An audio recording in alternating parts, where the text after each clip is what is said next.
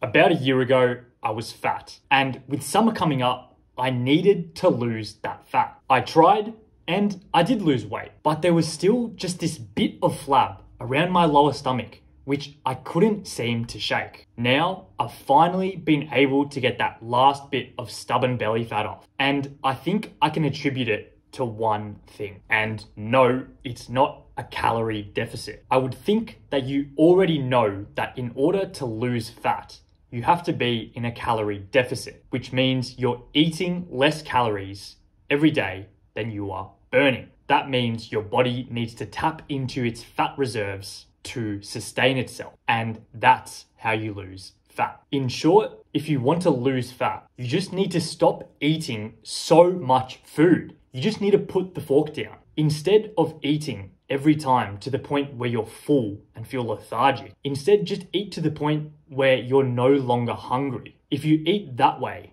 I guarantee you'll see the weight start to fall off. But this video is not about just losing fat generally. This video is about specifically losing that last bit of stubborn belly fat that is covering your lower two abs. One thing that I need to say though, before I get to that, is that belly fat that's around your lower stomach region will begin to become less significant over time as you build more muscle. What I mean by that is, assuming that you're training regularly, over time, you're going to build muscle. So assuming the level of fat that's on your body stays the same or is increasing at a slower rate than the amount of muscle you're putting on, the muscle to fat ratio on your body will increase, meaning you're going to have a relatively higher proportion of muscle compared to fat. So the fat that's on your body is going to take up less of a proportion of your entire body. For example, this is a photo of me when I weighed 70 kilos and I'd been going to the gym on and off for about a year. This is a photo of me about 4 years into lifting, and I weighed 78 kilos. Now, I've clearly put on muscle, and I also look like I've put on fat as well. But my physique in the second photo is just a lot more fuller, and the belly fat on my physique in this photo doesn't seem as significant as it does in this photo, purely because I just have overall more muscle on my frame. So that's something that will just come with time as you continue to train. I also assume that the reason you want to lose that last bit of stubborn belly fat is because you want your lower two abs to show. There's definitely something to be said for the fact that over time as well, your ab muscles are going to grow and become stronger. When your abs grow,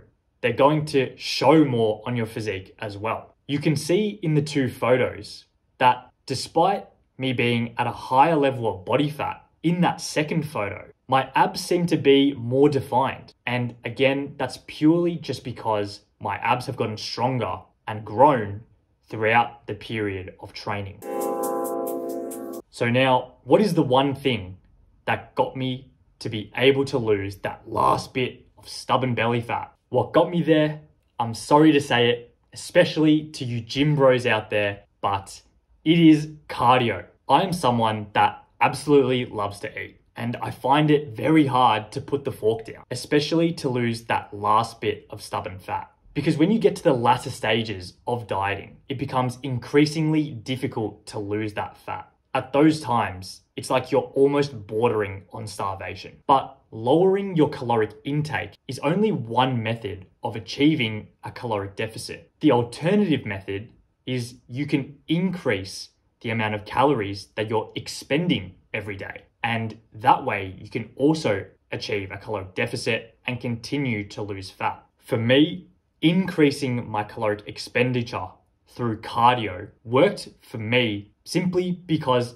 I enjoyed eating so much. And it had just become so difficult to restrict my calories to the point of being able to lose that last bit of body fat. What I found was that I was just burning so many extra calories that I could essentially eat in freedom. And the weight just continued to come off in those final stages of dieting. Something that I think a lot of people would say as well is, well, because you're now expending more calories, doesn't that mean you're just going to be hungrier and therefore eat those calories that you just burned back?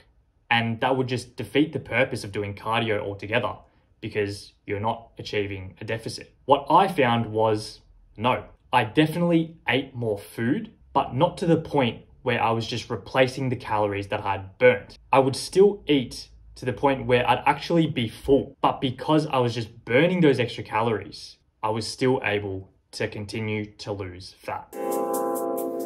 Now, I know that everyone hates cardio, unless you're just some sadomasochistic person that loves it. You just have to pick the cardio that you like the most. For me, it was running, but it can be anything. It can be running, swimming, walking, cycling, it can be the Stairmaster, whatever you find the easiest and most enjoyable to do.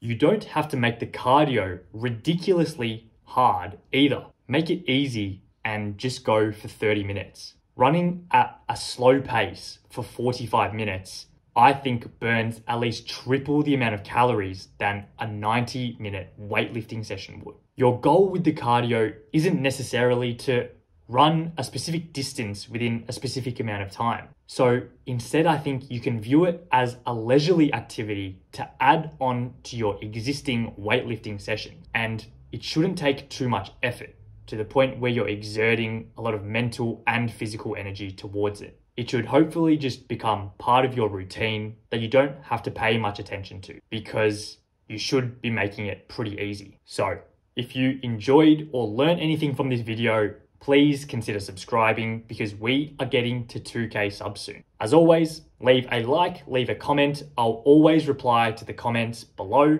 and I will see you in the next one.